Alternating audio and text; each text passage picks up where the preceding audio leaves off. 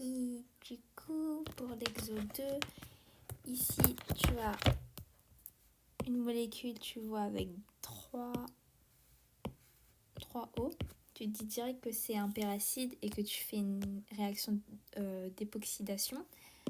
Le prof, il avait dit que c'était pas à connaître le mécanisme, juste que tu dois savoir que c'est cette forme-là et que les substituants que tu as, ils restent stéréospécifiques. Si tu as un 6-alcène, ici, tu obtiendras un 6-époxyde.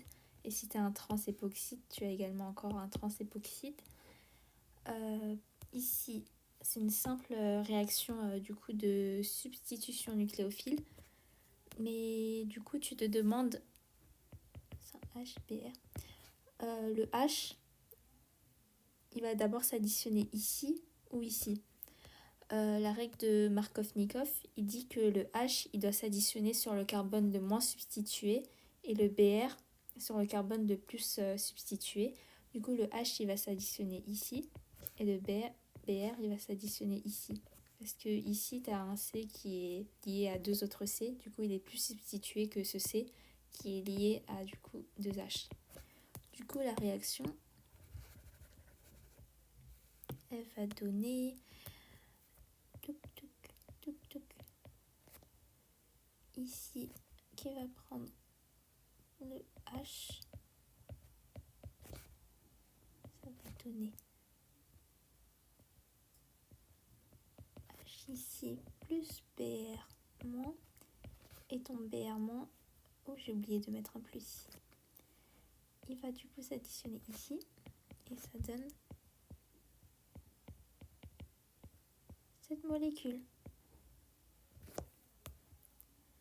Après, pour celui-là, c'est la même chose. Du coup, tu veux additionner... c'est une réaction de bromation.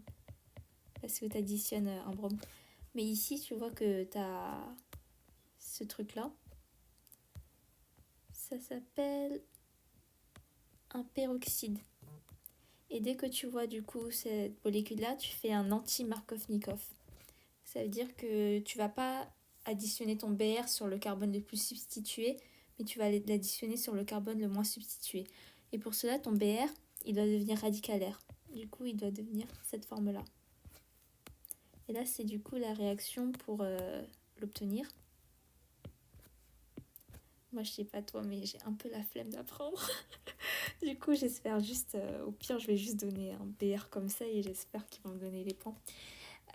Du coup, là, ton BR, il va s'additionner sur le carbone le moins substitué. Du coup, ici.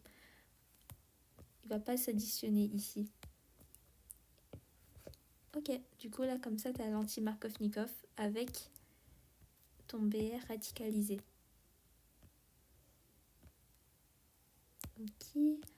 Et la dernière, c'est une réaction de dihydroxylation. Ils avaient dit en cours que c'était juste ces conditions-là qui étaient à apprendre par cœur. Du coup, dihydroxylation avec KMNO4-.